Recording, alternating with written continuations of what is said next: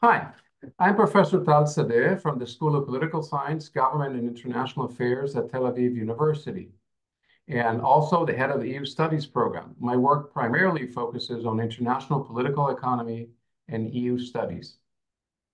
And I'm Dr. Eyal Rubinson from the Department of Middle Eastern Studies and Political Science at Ariel University. My research spans international organizations, conflict, and collective security, with a particular focus on NATO and EU politics. Today, we're excited to discuss our latest research article titled Agency Independence and Credibility in Primary Bond Markets, which was recently published in the prestigious scientific journal Regulation and Governance. We'll be exploring the unique functions of debt management offices, DMOs in short, how they differ from other regulatory agencies, and the crucial role that their independence plays in establishing credibility with investors. Let's go into the details and break down what makes DMOs so vital in managing national debt. So, Tal, what are DMOs?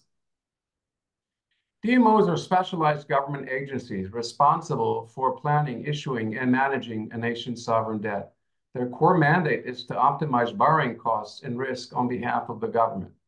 While the executive and legislative branches determine the borrowing needs for the state budget, DMOs have the authority to set crucial parameters for government borrowing.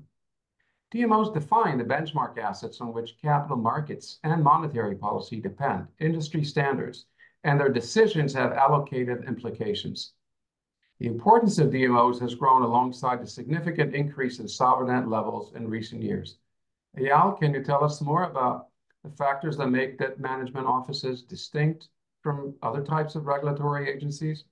Of course, while DMOs share some similarities with traditional independent regulatory agencies, or IRAs, they possess several distinct characteristics that set them apart.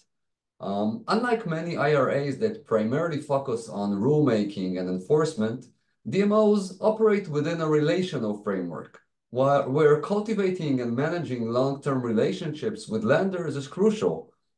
Specifically, DMOs have to manage the government's crucial, delicate, and interdependent relations with its lenders over extremely long-term horizons, often spanning decades, aligning with the maturity periods of sovereign debt. This contrasts with some IRAs that may prioritize shorter-term market dynamics. Building and maintaining credibility over decades requires a stable institutional design and consistent adherence to responsible debt management practices. DMOs must build trust and ensure that the debt issued meets the needs of both domestic and international lenders, even as they strive to minimize costs and risks for the government. This necessitates a deep understanding of market dynamics and investor preferences, demanding a high degree of specialized expertise. And that is why the formal independence of DMOs, legally enshrined in its structure and operations, holds specific weight in the context of debt management. It serves as a powerful signal to investors, demonstrating a credible commitment to responsible debt management, even in the face of potential political pressures.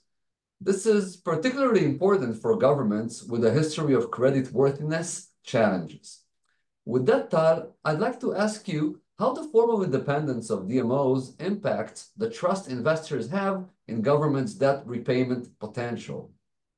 Well, the formal independence of DMOs can increase investors' trust in a government's ability to repay its debt by signaling a commitment to responsible debt management and reducing concerns about political interference. This is mostly because investors may be hesitant to lend to governments seen as likely to make short-sighted borrowing decisions based on political considerations rather than sound financial management. Investors may enjoy a long-term relationship with a government and would like to be assured that their interests are also being considered. These concerns are heightened when governments have a history of actions that damage their credibility in debt markets, such as defaulting on loans or experiencing high inflation. Thus, formal independence of a DMO operates as a costly signal, demonstrating a commitment to responsible debt management because it means sacrificing some political control. So we expect that formal independence for DMOs is likelier after shocks to the government's debt credibility, such as formal defaults, wars, and rising inflation or debt. To find if this is true, we analyzed data from 75 diverse democratic countries between 1950 and 2013. Particularly, we examined the legislation regarding government debt management in each country. And indeed, we find that a country that defaults on its debt is 90% likelier to grant independence to the DMO within 3 years. War makes this 80% likelier. However, if the central bank is independent, granting independence to the DMO becomes less than 10% likely, all else being equal. And if the country is a member of the euro area, only 5% likely. This makes sense because these are alternate mechanisms for increasing investor confidence in sovereign debt management. And we also find that countries that granted independence to their DMOs have improved their credit ratings, their sovereign credit ratings, by up to 2 points on a scale of 20 points. So all in all, this study offers important insights to decision makers regarding the management of government debt. The findings show that granting independence to debt management offices can be used as an effective tool to improve the financial credibility of the state in the eyes of investors, especially during periods of economic and political crisis. Thanks a lot for watching this video, and we really hope you'd like to download and read our study.